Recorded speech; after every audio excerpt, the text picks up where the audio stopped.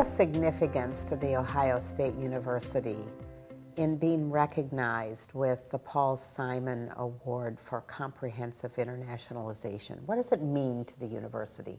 Folks at the Ohio State University for years have invested time, resources in various international initiatives. And this meant so much to them and to all of us. The Simon Award is generally understood as the gold standard for comprehensive internationalization.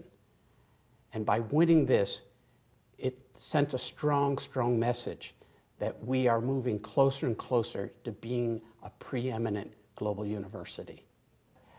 It's important that international studies, international education, isn't just the domain of students, let's say, in arts and humanities, but that every student on campus, whether she is a student in health sciences, or he is a student in law, or in education, or in food, agriculture, environmental sciences, needs to graduate with a particular global mindset, global skills, and global knowledge.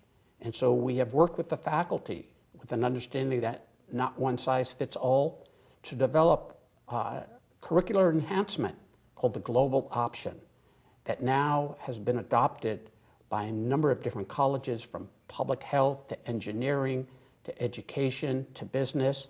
It's spreading like a wildfire, but it's an attempt to make sure that every student, whether that's students at the graduate level or the undergraduate level, is prepared for the 21st century global marketplace. Let me explore that process with you in a little more depth. As I think about the Ohio State University, I think of a university that's huge, many, many, many different kinds of academic programs, a lot of power and responsibility that resides in colleges with deans, with faculty in those colleges are pretty independent. How did you manage to bring so many parts of the university along in this process? So the work before me and my colleagues in the international area was more to speak to them about how we could facilitate, how we could help them. In light of, here were the 6 international goals.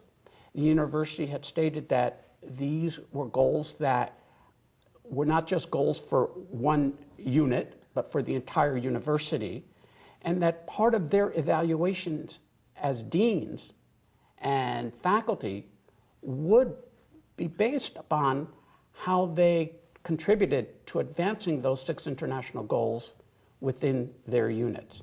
It wasn't just a stick.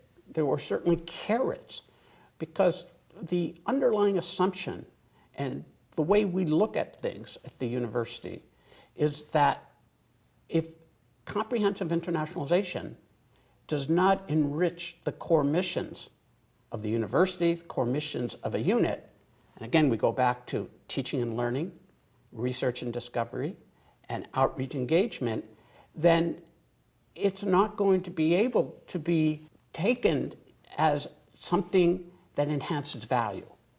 And so the conversations we had were conversations where we are able to demonstrate that by creating education abroad opportunities for our students, by developing this global option, this curricular enhancement, by offering opportunities for our faculty to do research overseas, as well as to teach and do research on international issues, that would make the faculty better teachers, it would make the faculty better researchers, and will make those units more supportive of the engagement and outreach initiatives that the university was pursuing.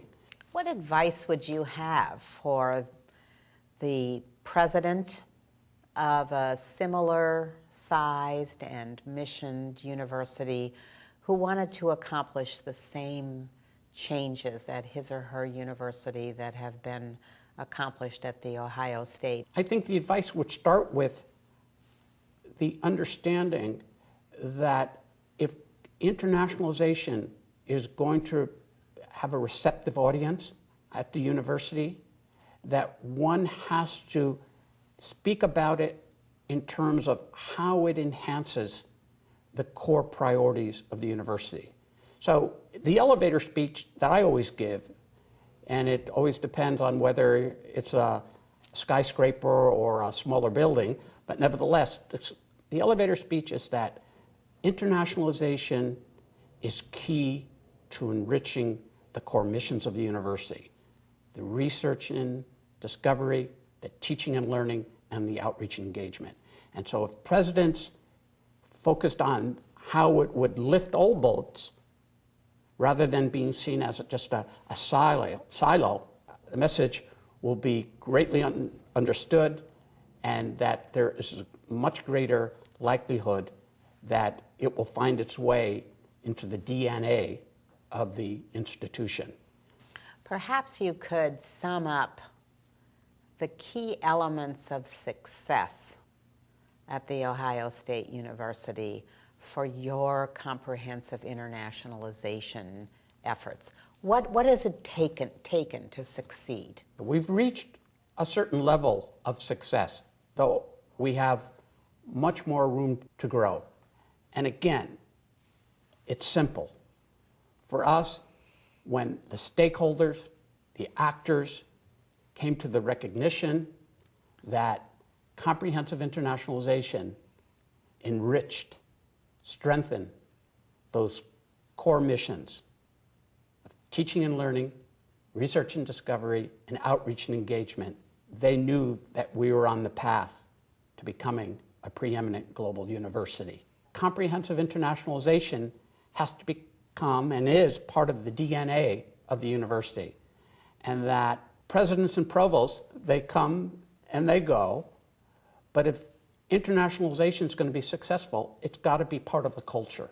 And he understood that, and he appreciated that. And he said that he was delighted to see where we were, and that under his administration, we would continue to improve and come closer and closer to that ideal stage of the preeminent global university.